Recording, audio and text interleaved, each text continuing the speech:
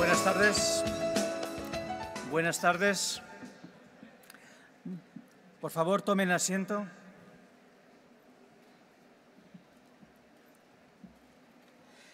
Espero que hayan tenido un buen tiempo de almuerzo, de tomar café, de estirar un poco las piernas para arriba y para abajo, aunque hay muchas escaleras desde arriba hasta aquí y hay un buen tiempo para poder pasear.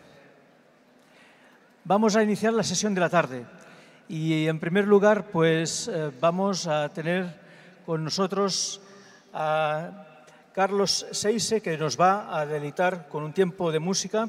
Él viene de un poco lejos y ha venido para estar con nosotros en estos días y poder ministrar en este tiempo de alabanza al Señor. Así que damos paso a nuestro hermano Carlos.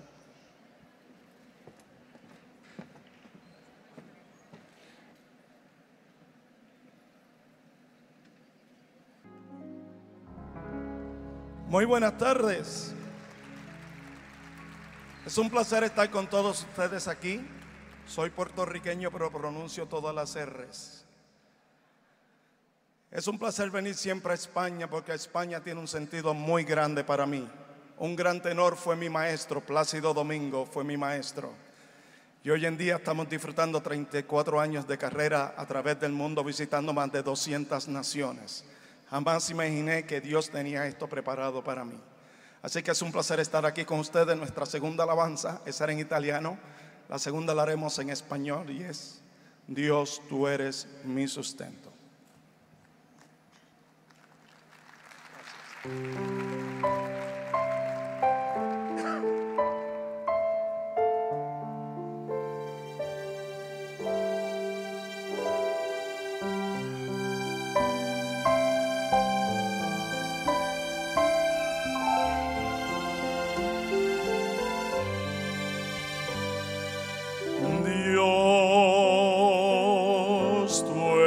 Mi sustento, a mi vida aliento, tu espíritu se deja sentir como el viento, la fuerza que me lleva a luchar contra el tiempo, mi provisión del cielo, el Dios que me desata y que refresca mi alma al pronunciar tu nombre, la tempestad se calma.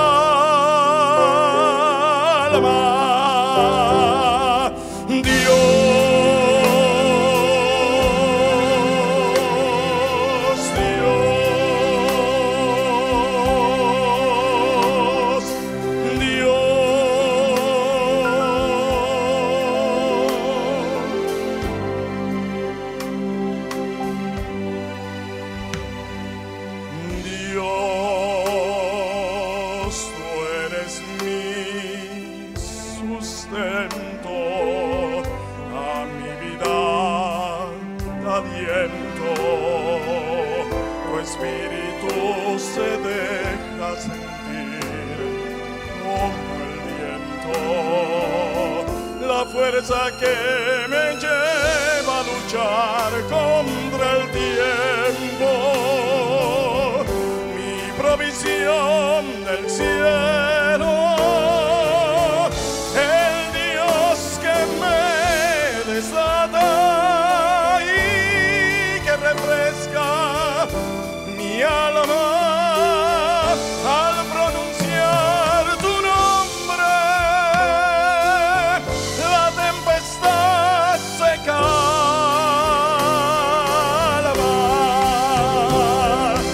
Dios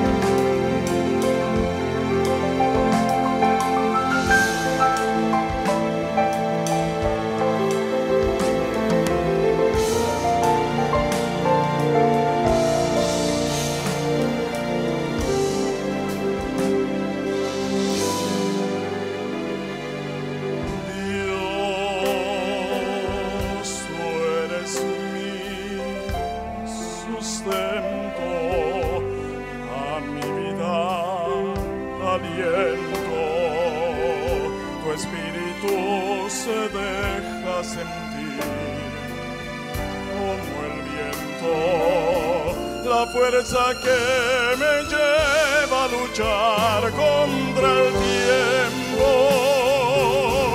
mi provisión del cielo, el Dios que me desata y que refresca mi alma al pronunciar tu nombre.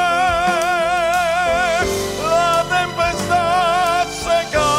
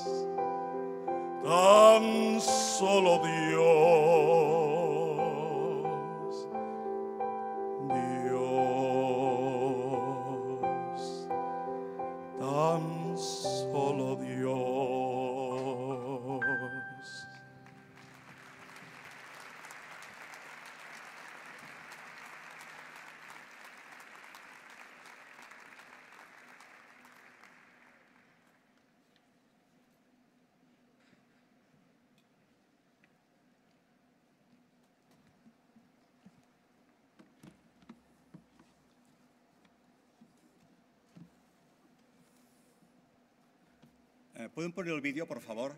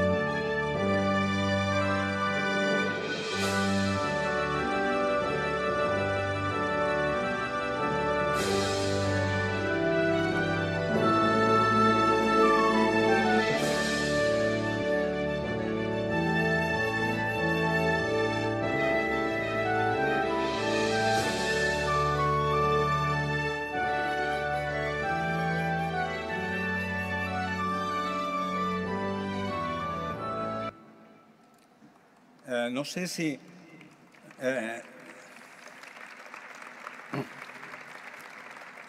no sé si empezar la presentación o pedir que cantemos firmes y adelante, pero vamos a empezar la presentación porque tengo un tiempo limitado. ¿Puedo poner el primer cuadro, por favor? Hace unos 5 años nos surgió la inquietud de ver si éramos capaces de cuantificar la extensa y excelente labor social que realizaban las ONGs e iglesias a lo largo de toda España. Hicimos el primer trabajo hace ya 3 años. Este es el 4.º año de recoger esta información y podemos sentirnos bastante seguros de los números y información que les vamos a presentar. En ese trabajo han participado Enrique del Árbol, Conchi Rodríguez, Claudia Castilblanco, David Casado, José Manuel González, Tomás Roca y un servidor. Siguiente cuadro. Hemos analizado un total de 1.337 iglesias y ONGs. Hay 164 ONGs que tenemos identificadas que trabajan en estas labores y 1.170 iglesias. Los datos que vamos a presentar corresponden a la extrapolación de lo que han realizado 144 ONGs y 467 iglesias, las que nos han contestado. A efectos estadísticos es una muestra inmensa, inmensa. Las iglesias, cuadro siguiente, verán que son iglesias pequeñas, medianas, grandes. Las pequeñas, no sé si es porque están más orgullosas de los que hacen, contestan mucho más. Y las ONGs, cuadro siguiente, prácticamente tenemos el 100%, cuadro siguiente, por favor, el anterior, menos igual, el 100% de las ONGs grandes y casi el 90% de las otras ONGs. Primer dato importante, siguiente cuadro, es que en España hay casi 3.000 lugares, centros, donde se atiende a personas necesitadas. De ellos, 235 están bajo el cuidado, la actuación de las iglesias y 582 bajo el cuidado de las 164 ONGs que tenemos. Cuadro siguiente. Están distribuidas por toda España. Pueden ver el cuadro siguiente. 611 en Madrid, 567 en Andalucía, los lugares más extensos. Cuadro siguiente. Es un cuadro que es importante para todos aquellos de ustedes que han tenido la oportunidad de ya de ver los datos de los años pasados y utilizarlos con la Administración. Significa que el 87% de las iglesias o ONGs, prácticamente todas las ONGs, las iglesias que hemos analizado, están en la plataforma de FEREDE, 23 en diaconía y 32 trabajan, de 2% trabajan en plataformas seculares para atender a la gente necesitada. Cuadro siguiente. 79.000 personas están involucradas en este trabajo. Cuadro siguiente. Y lo más importante, hay 42.000 personas, algunos amigos conocerán ustedes, amigos, compañeros de las iglesias, que están dedicando su tiempo y esfuerzo para realizar esta labor. Y de estos 42.000 que hay en España, cuadro siguiente, 40.000 son voluntarios. Y estos 40.000 personas dedicadas a ello, que trabajan prácticamente cada día en esta actividad, no son personas jubiladas. 38.000 están entre 25 y 35 años. Es decir, más del 90% de los voluntarios son mujeres y hombres que quitan este tiempo de su rato libre, de su tiempo de ocio y de realizar actividades que podrían tener en su tiempo libre, lo dedican a servir al Señor en esta importante labor. Cuadro siguiente.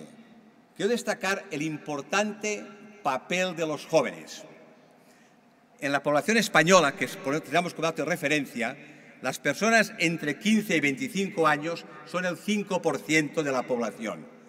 En estos 40.000 voluntarios, las personas entre 15 y 25 años representan el 16%, es decir, 3 veces más de lo que correspondería si se hubiera hecho de forma equivalente al porcentaje de población. Por tanto, una muy importante dedicación de los jóvenes de nuestras iglesias, los jóvenes de nuestras ONGs, en esa labor tan importante. Cuadro siguiente. Y como podrían todos ustedes intuir, porque es una realidad en nuestras iglesias por lo menos, la importante porcentaje de mujeres. Es decir, casi el 60% de este voluntariado está en manos de mujeres. Y las personas que están trabajando, cuadro siguiente, son del estrato social que hay en nuestras iglesias. Un 25% son personas con carrera universitaria, 45% con estudios superiores, 28 secundarios y 2 resto, muy distribuido. ¿Y a quién llega esta labor? No les digo que me digan el número que creen de personas que reciben ayuda, porque estoy seguro que se quedarían muy cortos. Cuadro siguiente. Más de 1 millón de personas en España, recibe la atención social de las iglesias y ONGs del mundo evangélico español. El protestantismo español está ayudando a muchas personas necesitadas en España y además la acción social que se extrapola fuera de España alcanza a casi 700.000 personas en el extranjero. Los 2 cuadros siguientes. En España este millón se distribuye bastante proporcional a lo que vimos antes. Más de 200.000 personas en Madrid, 200.000 en Andalucía, 250.000 en Cataluña y bastante igual a la población que existe en nuestro país. ¿Y qué reciben estas personas? Cuadro siguiente. Por ejemplo, vamos a empezar primero con reparto de comida. Más de 18 millones de alimentos, cuadro siguiente, se han repartido a 814.000 personas.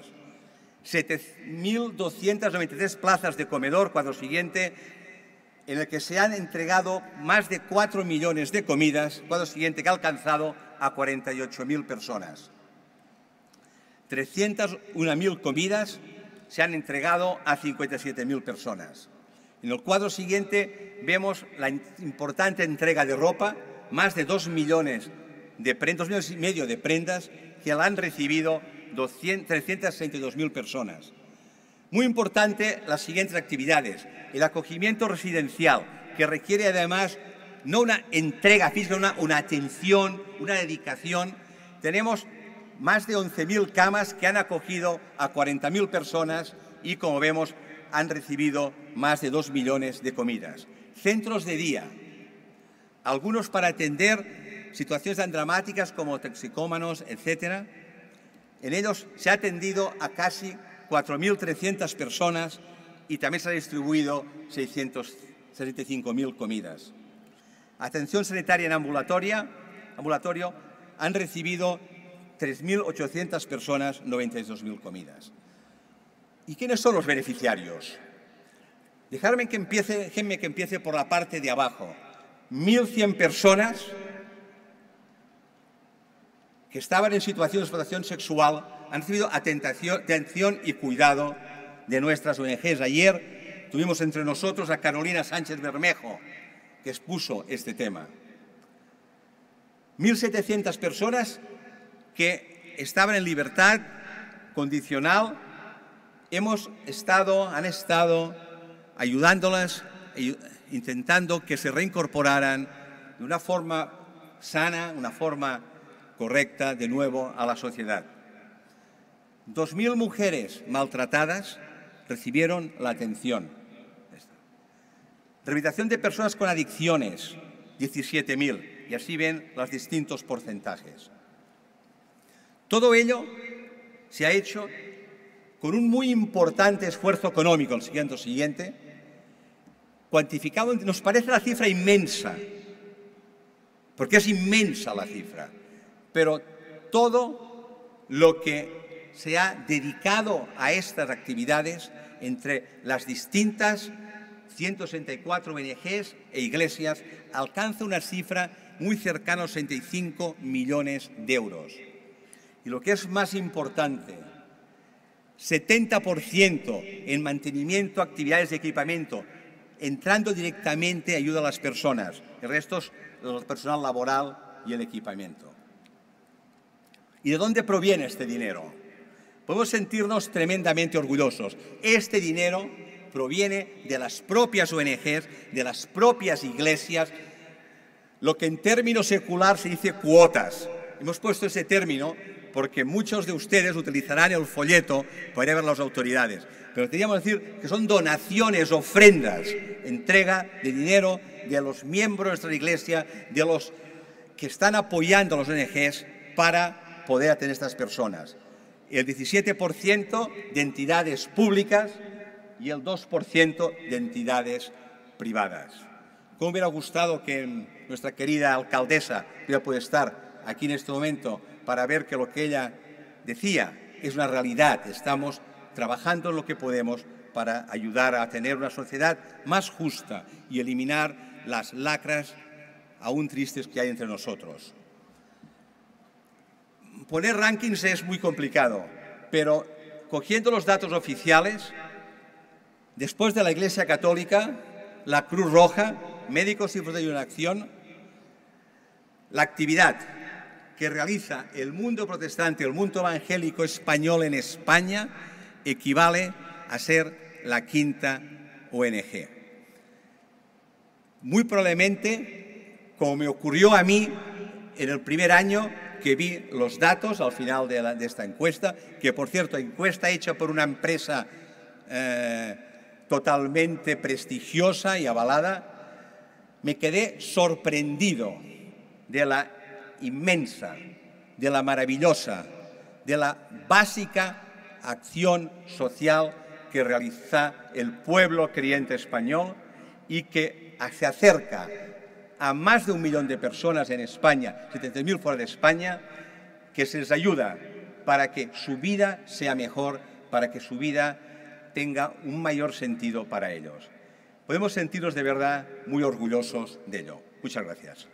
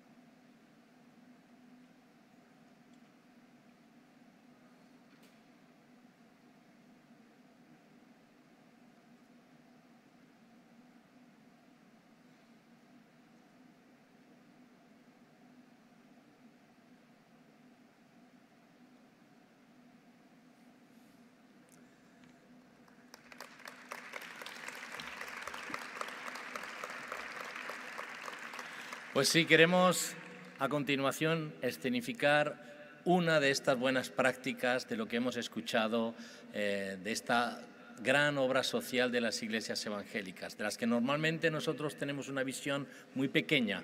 Hemos querido presentar las grandes cifras, pero no queremos quedarnos en esas cifras, sino también tener un reconocimiento especial a una de nuestras ONGs. En concreto, como hemos visto, a Remar Internacional. Y voy a pedir que Miguel Díez y su esposa pasen aquí adelante. Ellos han realizado un trabajo muy importante. Han realizado Remar Internacional, un trabajo con los refugiados, como hemos visto ahí, cuando otros se habían marchado, especialmente en el área de Grecia. Quedaron casi solos, pero ellos decidieron quedarse en circunstancias muy difíciles y eso les ha dado un reconocimiento también internacional por su labor y por su perseverancia. Pero hoy también queremos hacerle extensivo ese reconocimiento todos nosotros. Valoramos grandemente, esto es una obra social que nace aquí en este país y está extendido, la mayor organización que tenemos evangélica en España y en buena parte que ha salido de España y con gran repercusión en todo el mundo es Remar. Y su área de atención internacional en refugiados, en colegios, en comedores es inmensa. Hoy queremos dedicar unas palabras de reconocimiento y un abrazo y un detalle por toda su labor, especialmente en Grecia, especialmente en estas circunstancias difíciles, por su destacada labor social acogiendo y cuidando a los más necesitados en España y en el mundo, y especialmente por su asistencia a los refugiados de Grecia, que están siendo atendidos con una dedicación y esfuerzo que van más allá de su capacidad objetiva como institución, más allá de sus fuerzas, ayudando en medio de circunstancias complicadas y en ocasiones adversas que han dificultado su labor, razón por la cual otras instituciones han dejado temporalmente de asistir, pero ellos perseveraron, ellos han perseverado. Así que, por favor, Miguel y su esposa pasen adelante. Solamente decirles... Dios te bendiga. Miguel. Muchas gracias. Vuestra entrega y sacrificio y tribulación momentánea, aunque no sabemos qué es momentáneo. Un gitano me dijo que es una leve tribulación momentánea lo que pasaban los cristianos en los circos romanos. Entonces digo, bueno, está bien, está bien. Bueno, pues esa leve tribulación momentánea que esperemos que no lleve a circos similares, vuestra entrega y sacrificio ha sido de gran ayuda y sigue siendo. Y vosotros estáis aquí en representación de un gran número de personas que están colaborando. Pero sois esa personificación y a vosotros, en representación de ellos, os damos nuestro reconocimiento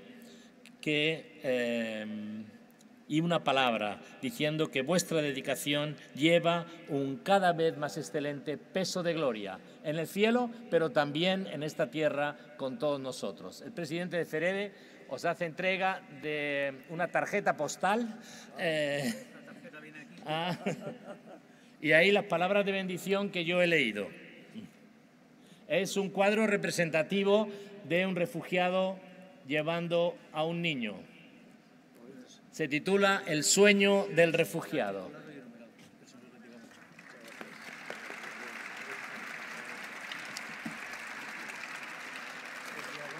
No estaba previsto, pero hemos concedido a Miguel 2 minutos.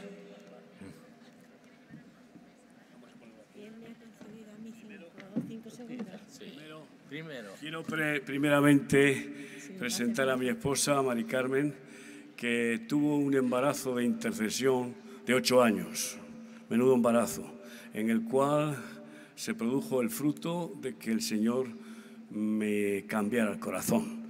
Así que ella, de alguna manera, es parte fundamental del ministerio que Dios nos ha dado. Mari Carmen. Ha sido un privilegio.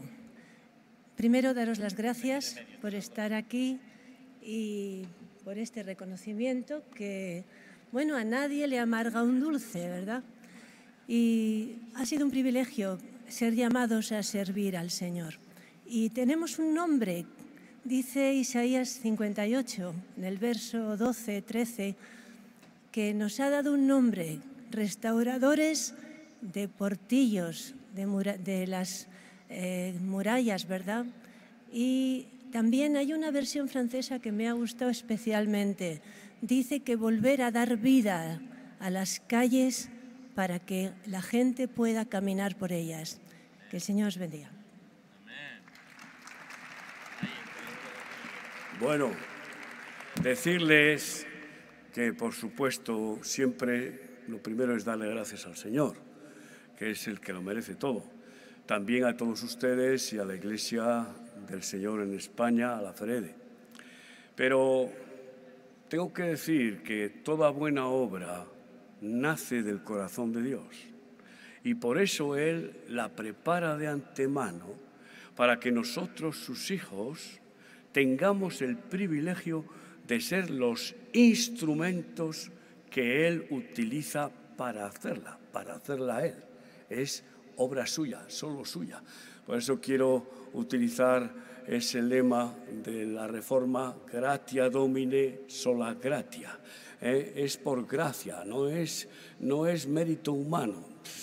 Y yo personalmente solo puedo decir que formo parte, que me conformo con formar parte de muchísimos siervos inútiles que queremos no estorbarle al Señor, que intentamos estorbarle lo menos posible para que Él pueda actualizar la obra que ya hizo.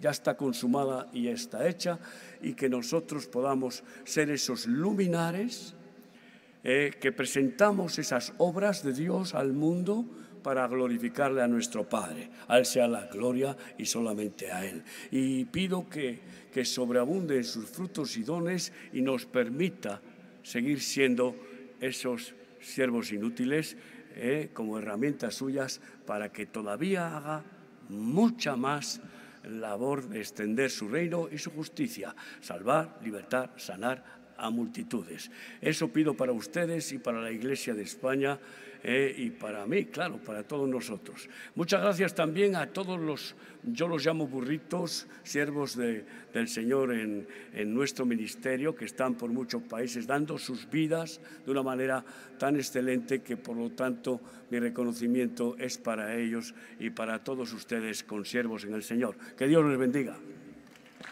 Un aplauso fuerte, vamos a ponernos de pie. Ellos dignifican la obra de Dios con su trabajo y con su dedicación. Dios os bendiga a vosotros, ahora y siempre. Gracias. Gracias. Muchas gracias. Bueno, ya sabes que sigo a vuestro servicio.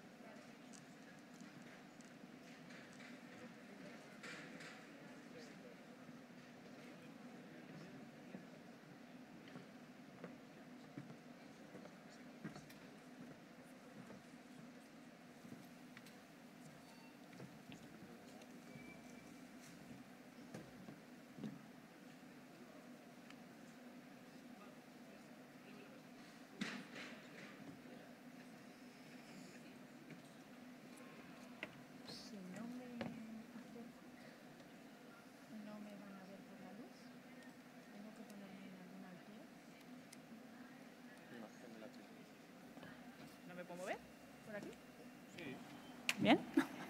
Vale, es que me dicen que me ponga detrás del atril, pero así para que sea un poquito, que no salgamos del guión, pues no es lo que más me apetecía. Bueno, muy buenas tardes a todos. Espero ser dinámica en mi exposición porque estamos en una hora muy peligrosa después de tomar el café, entonces para que no os durmáis. Bueno, cuando me pidieron que presentara esto que voy a compartir con vosotros, tengo que reconocer que al principio me lo tomé como una tarea más, una responsabilidad que tenía que hacer. Y estoy encantada de estar aquí y compartir esto con vosotros. Pero la verdad es que, según me lo fui preparando, me pude dar cuenta, cuando lo vi con detenimiento, la trascendencia que realmente tuvo la Reforma en el siglo XVI y también en los venideros. Creo que fue un hito que marcó un antes y un después. Me gustaría que os quedarais con esta frase. La Reforma protestante removió las bases en las que se asentaba la sociedad del siglo XVI y fue definitiva en su transformación. Tuvimos algo que ver en la alfabetización y en el avance de la cultura, por ejemplo. En el siglo XVI y también en los que siguieron, no había escuelas más que para la gente privilegiada, pero no para la gente del pueblo, con lo cual había también un gran nivel de analfabetismo. Hasta tal punto de que ya bien entrado el siglo XIX, un dato que me ha llamado mucho la atención es que tan solo 1 de cada 10 mujeres y 1 de cada 3 hombres sabía leer y escribir. Aquí en esto también se podía ver entonces la brecha de género, ¿no os parece? La Biblia fue la impulsora de lo que se llamó la pedagogía de la Reforma. Y hay un versículo en Juan 8:32 que fue el ejemplo que hizo que esto se pusiera en marcha, cuando dice: «Y conoceréis la verdad, y la verdad os hará libres».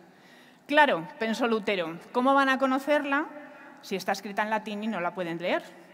Y entonces, ¿qué hizo Lutero? Pues vio la necesidad y puso sus capacidades y habilidades al servicio de esta causa.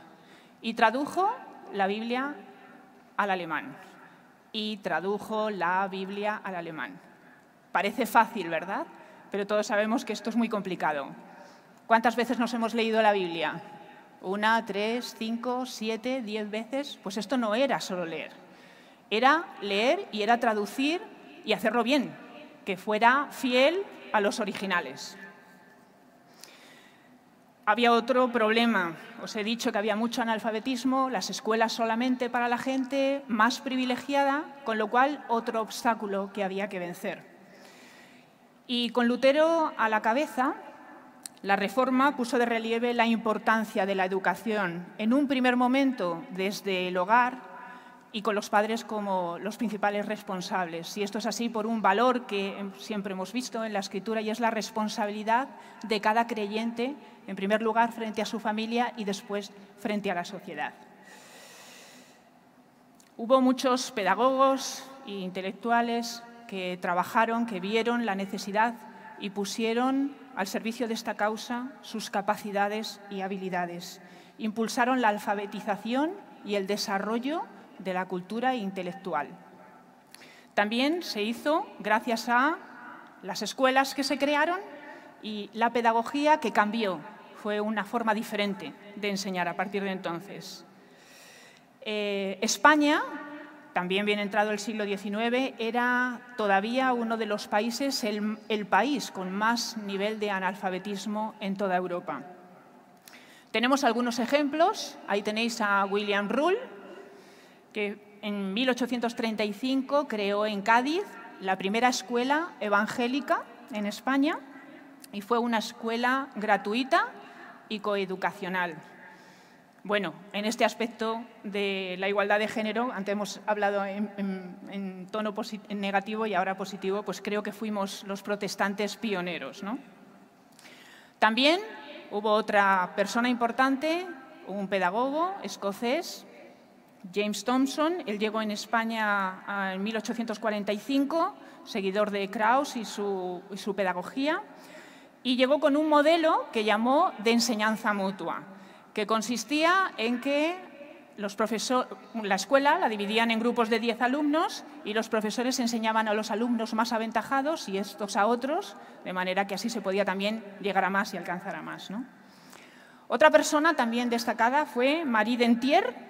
Ella era belga, teóloga y escritora, y además creó un pequeño internado para niñas, y entre las asignaturas que les enseñó fue el griego y el hebreo, ¿no? Todo un acontecimiento, sobre todo pensando en la época en la que estamos hablando. La aportación protestante fue realmente pionera en la creación de escuelas, de manera que pasó a ser la escuela la institución más importante en el avance de la cultura y el desarrollo también de los pueblos. Y a esto se le llamó, que también me ha llamado mucho la atención y me hacía gracia el concepto, la multiplicación de los colegios. ¿En qué sentido? La Iglesia evangélica, como hemos visto, la Iglesia protestante empezó a abrir escuelas y la Iglesia católica no siguió en el ejemplo, lo cual fenomenal, porque lo único que hizo fue que en España hubiera más escuelas y, por tanto, se potenciara la cultura. Y continuamos abriendo escuelas. Ahí tenéis el Colegio El Porvenir, también el Juan de Valdés, el Colegio Alfa y Omega de Denia y también la Escuela Infantil de Betania, en Xàtiva, en Alicante. Bueno, estas y otras muchas más que no menciono, ¿no? Hemos estado comprometidos siempre con la educación y especialmente de las personas, de los niños, niñas en situación de desventaja social. Y seguimos comprometidos con ello. Seguimos teniendo proyectos en nuestras iglesias de refuerzo y apoyo escolar, también en los centros educativos, con programas de compensación de desigualdades educativas para minorías y para personas que se encuentran en esa situación de desventaja. Y creo que también una de las formas en las que podemos seguir siendo relevantes en esto de la cultura es siendo nosotros, como protestantes, también personas formadas, personas que apostamos por la formación, personas comprometidas y con buen criterio frente a los desafíos que nos presenta nuestra sociedad. Y creo que esto también es ser sal y luz a las naciones. Os vuelvo a repetir, la Reforma protestante removió las bases en las que se asentaba la sociedad y fue definitiva en su transformación. ¿Qué causas humanitarias abanderamos fruto de nuestro compromiso con el seguimiento de Jesús? Pues uno de los resultados de la Reforma fue precisamente nuestro impacto en la pobreza y en lo que ahora llamaríamos situaciones y personas en situación de exclusión social. La Biblia estuvo en la base de la Reforma, pero no solo en los aspectos doctrinales, que también, sino también en una práctica de unos valores que nos llevó al compromiso y a la acción contra las personas, a favor de las personas que sufren y que están en situación de desventaja. Y nuestra motivación, como no podía ser de otra manera, Jesús, que es nuestro ejemplo, y sus palabras: amarás a tu prójimo como a ti mismo. Antes os hablaba de Lutero y ahora os hablo de su mujer, Catalina de Bora. Ambos vivían en el monasterio agustino de Wittenberg y ella lo utilizó ayudada de otras enfermeras para cuidar y ayudar a enfermos. Otra mujer destacada también fue Catherine Zell, que se destacó sobre todo por su ayuda humanitaria, recogiendo a lo que ahora llamamos personas refugiadas y librarlas de una muerte segura. También destacó Margarita de Navarra, de la que Calvino decía que era una mujer profundamente humanitaria y a la que se le conoció y se le dio el título de primera ministra de los pobres, a pesar de que era reina de Navarra. También ha habido otras muchas personas, si ya nos acercamos más a estos siglos, protestantes, hombres y mujeres galardonados incluso con el Premio Nobel de la Paz. Aquí tenéis a Henry Dunant, que fue el fundador de la Cruz Roja. Él procedía de una familia, de una posición acomodada y también caracterizada o conocida por su entrega a las personas más desfavorecidas. Henry siguió el ejemplo de sus padres de ser un fiel seguidor de Jesús y de tal forma que, siendo una persona que poseía riquezas, una posición acomodada, renunció a ellas, convirtiéndose en una persona humilde. Ahora es así, lo que no fueron sus humildes son sus deseos y objetivos humanitarios y por los cuales dedicó su vida. La Cruz Roja nació en un conflicto armado, como sabéis. Henry veía cómo las personas heridas en el conflicto morían sin ser atendidas y cogió a gente de poblaciones cercanas y empezó a socorrerlos. Y animó a la población local que hiciera lo mismo sin importarles a qué bando pertenecían. Él fue galardonado en 1901 con el Premio Nobel de la Paz. Otra persona también destacada fue Dag Hammarskjöld, vaya apellido, más o menos lo he dicho bien. Él fue también protestante, sueco, miembro de la Iglesia Luterana de Escocia y fue secretario de la ONU entre 1953 y 1961. Y fue conocido por ser un gran pacifista con un empeño en evitar y acabar las guerras y manejarlas de otra manera. De hecho, eso le costó la vida, porque su avión fue derribado cuando se dirigía precisamente a mediar en un conflicto en el Congo belga. Recibió el Premio Nobel de la Paz en 1961 a título póstumo, que fue el año en el que murió. Otra persona que ya conocemos más fue Martin Luther King Jr., que luchó por la población afroamericana, combatiendo el racismo y la discriminación que sufría allí en su país por parte de la población blanca. Y lo hizo siempre de forma pacífica, animando además a todos los que le seguían, que fueron muchos, a que lo hicieran de la misma manera. En todo momento dejó clara evidencia y huella de su profundo conocimiento y compromiso con el Evangelio y con los valores del Evangelio, de donde decía encontrar toda la fuerza que necesitaba para su lucha y su reivindicación. Él fue reconocido con el Premio Nobel en 1964. Y otra persona que está viva todavía y que fue un protestante también muy comprometido es Desmond Tutu, en su época más joven, ahora es muy mayor, en el que luchó contra la apartheid en África de la población negra que allí vivía, y tenía un deseo de construir la democracia y de evitar las violentas y continuas divisiones raciales. Casi nada. Su fuerza también venía de los principios bíblicos, donde entendía que todos los seres humanos somos iguales ante Dios y que, por tanto, no hay cabida para el racismo, no hay lugar.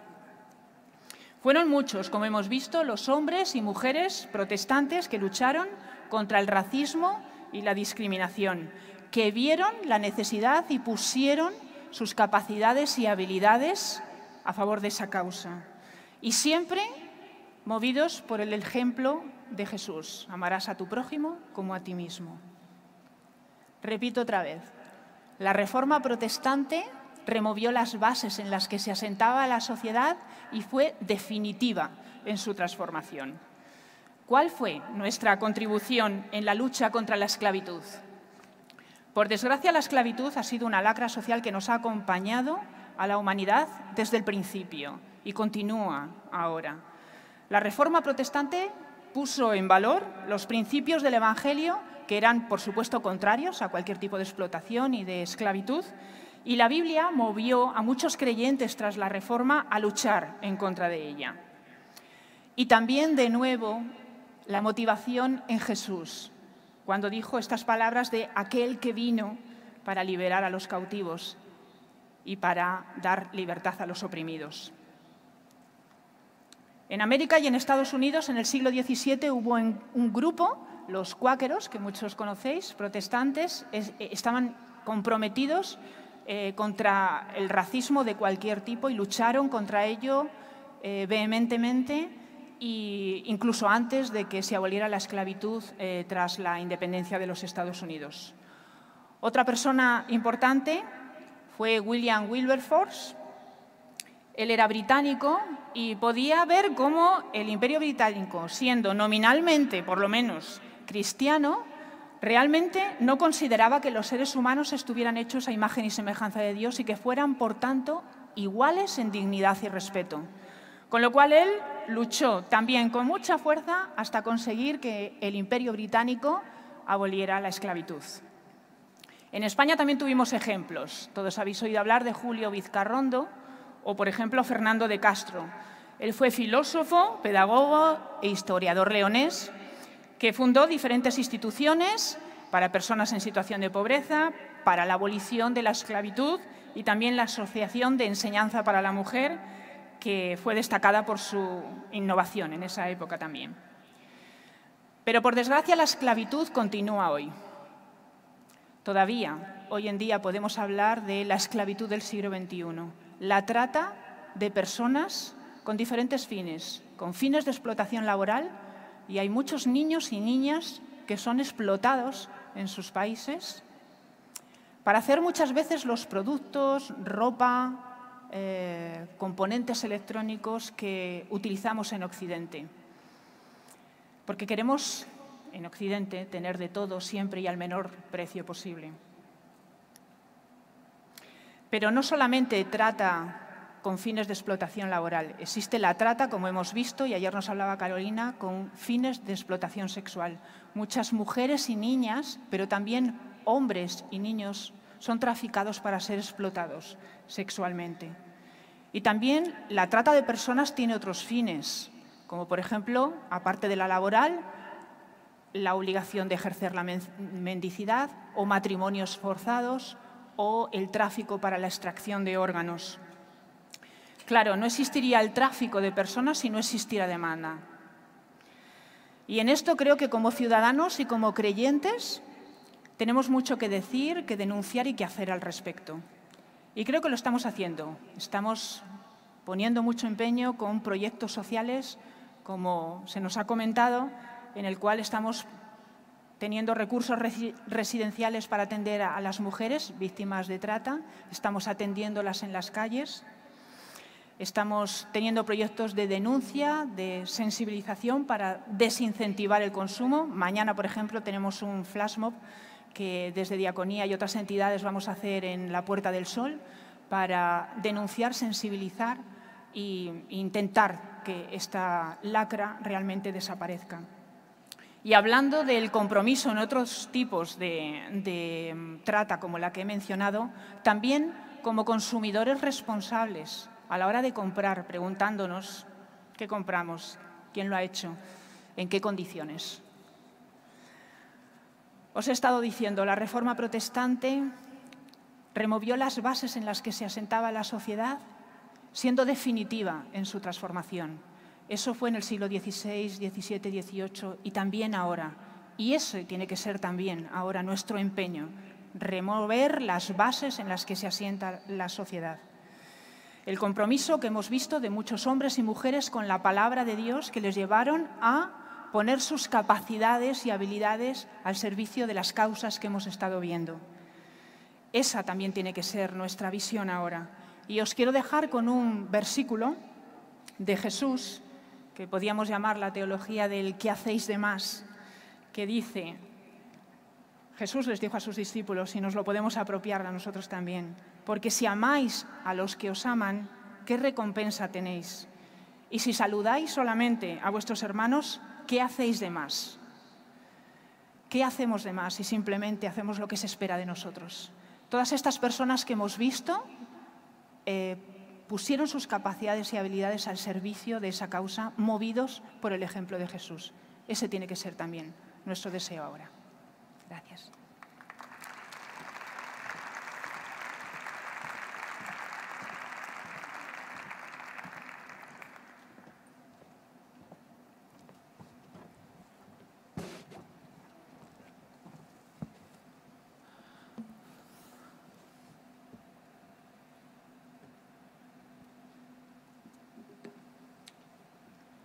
El tema que la organización me ha pedido que brevemente trate de desarrollar es la responsabilidad de la Iglesia